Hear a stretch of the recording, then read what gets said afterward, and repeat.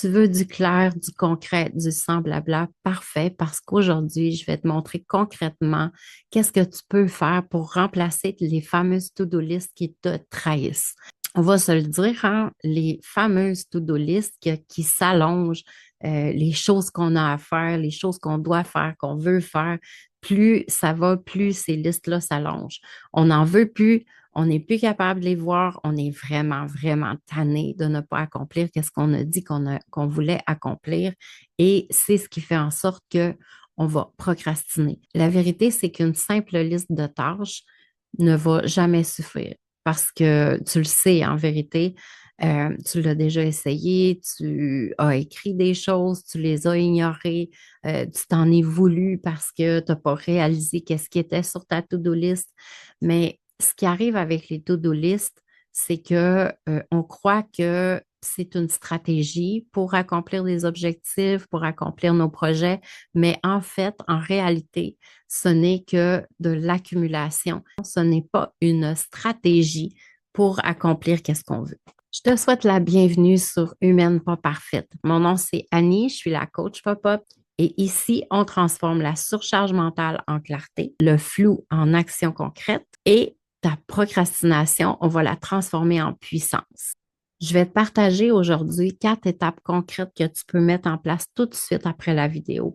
Je te conseille de prendre des notes parce que je vais te partager ce qui est au cœur de mon programme Méthode 4D pour femmes épuisées et débordées. Donc, tu es prête? La première étape, c'est le déversement. On va déverser. Et déverser, c'est le D1 de ma méthode 4D. Déverser, c'est quoi? C'est de dire stop, d'arrêter de tout stocker dans notre mental parce que notre cerveau, lui, il n'est pas fait pour stocker les choses, mais pour créer. Donc, prends-toi une feuille, prends-toi un carnet et on va faire des pop-out. Tu vas écrire tout ce que tu crois devoir faire, tout ce que tu as à faire, tout ce que tu veux faire, tous les trucs qui sont encore en suspens, que tu procrastines, que tout ce qui t'angoisse aussi, tout ce qui te charge émotionnellement. Il y a peut-être des fardeaux que tu portes mentalement, émotionnellement. C'est important d'aller les déverser, d'aller faire des pop-out parce que tout ce que tu gardes, tout ce que tu accumules en plus, va faire en sorte que ça va te stopper dans les actions que tu veux faire. Le but, c'est vraiment d'aller externaliser. Tu vas écrire aussi tout ce que tu repousses sans arrêt depuis peut-être des semaines, des mois et qui te prend beaucoup d'énergie mentale. Mais attention, ce que tu vas écrire là, ce n'est pas une invitation à aller tout faire. Tu ne fais pas ça pour tout accomplir, OK? Ça, c'est super important. C'est la première étape. Et c'est la plus importante, d'aller déverser le mental qui est surchargé, d'aller déverser aussi les émotions que tu as qui sont peut-être désagréables, négatives, appelle-les comme tu veux. On fait l'exercice du déversement pour aller tout sortir, qu'est-ce qui prend une charge mentale, qu'est-ce qui prend de la charge émotionnelle en ce moment. On le fait aussi pour libérer de l'espace mental que tu as besoin pour pouvoir créer, pour pouvoir accomplir ce que tu veux accomplir et ce qui est important pour toi. Donc, ça, c'était la première étape de la méthode 4T. L'étape numéro 2, c'est exactement ici que 99% des gens vont se planter. Pourquoi? Parce qu'on veut tout faire, on veut tout réaliser et tout en même temps, moi, je pourrais dire. Et on veut ça en plus pour hier. L'étape 2, le définir va servir à trier. On va aller voir qu'est-ce qui est vraiment important pour toi au niveau personnel et au niveau professionnel. Donc, tu écris qu'est-ce qui est vraiment important. Tu vas écrire aussi qu'est-ce qui est urgent. Ce qui est urgent, mais pas forcément important. Tu vas aller écrire aussi qu'est-ce qui peut clairement attendre, ce que tu peux aussi éliminer, ce que tu peux supprimer de la liste. La stratégie qu'on va mettre en place ici, c'est la règle des 3 priorités maximum par jour et ce, sans distraction. Parce que plus tu vas te distraire, plus tu vas passer d'une tâche à une autre, plus tu vas avoir de la misère à réintégrer, à revenir en période de focus, tu vas avoir de la difficulté à revenir en concentration parce que le cerveau, quand tu es distrait, quand tu fais une autre chose, que tu veux revenir, ça peut prendre jusqu'à 20-25 minutes avant de revenir dans un état de flow qu'on appelle, un état de concentration. Donc, maximum 3 priorités par jour et pas 25, là. Pas 14 non plus, pas 6, pas 7. Tu vas écrire 3 priorités seulement et tu vas te concentrer sur une tâche à la fois. Et tu vas te concentrer sur elle jusqu'à ce qu'elle soit terminée complètement. Après, tu vas passer à la deuxième. Après, tu vas passer à la troisième. Et c'est ce qui va faire que tu vas être fier aussi à la fin de la journée, que tu vas avoir moins de culpabilité que si tu avais essayé de biffer plein de choses sur ta to-do list et sans jamais accomplir qu'est-ce qui est vraiment important. On est rendu à l'étape 3. Et l'étape 3, ça va être de diviser.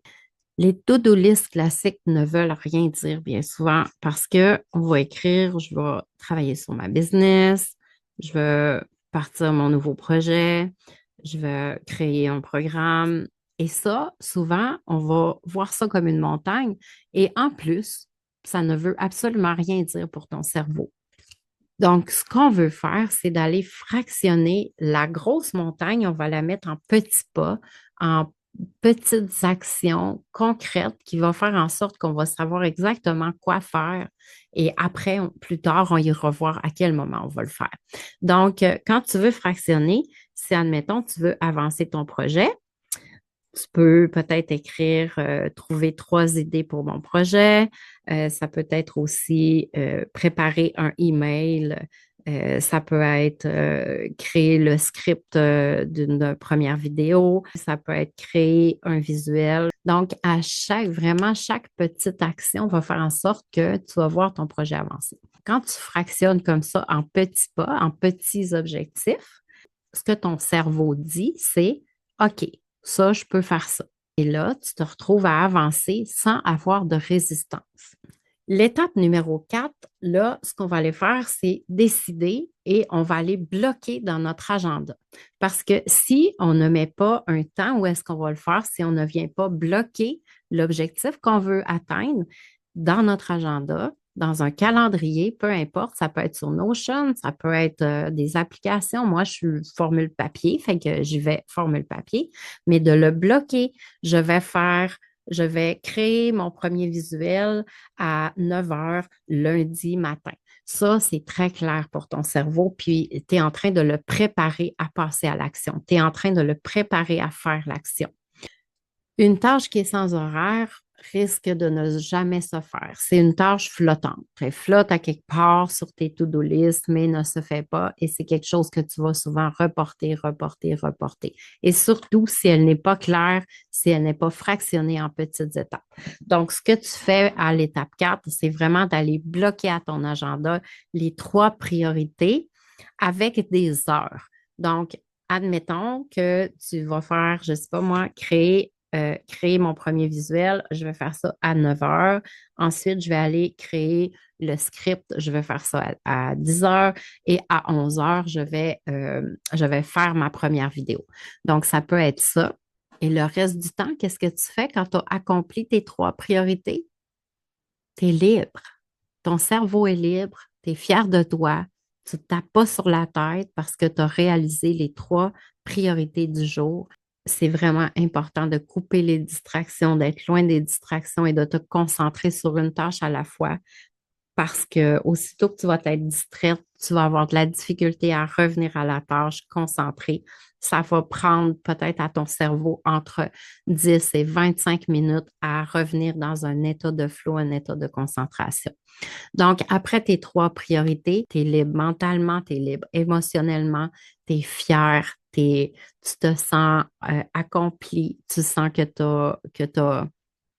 as réalisé quelque chose de grand parce que tu as fractionné tes trucs. Puis aussi, quand tu mets en place ces 4 étapes-là, tu peux te dire que c'est fini les to-do list sans fin, OK?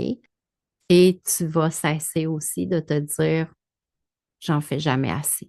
j'en fais pas assez parce que tu vas voir tes projets concrètement avancer. Donc, si tu veux arrêter de tourner en rond, arrêter de te sentir pas bonne, de te sentir pas à la hauteur ou jamais assez, d'avoir l'impression que tu n'en fais jamais assez, d'avoir l'impression aussi d'avoir mille choses à faire, mais de jamais rien terminer ou réaliser, ben, je te conseille d'appliquer ces 4 étapes-là. C'est la méthode 4D. Donc, le premier D, on a vu déverser mentalement, émotionnellement le fardeau, tout ce que tu as à faire, tout ce que tu veux faire.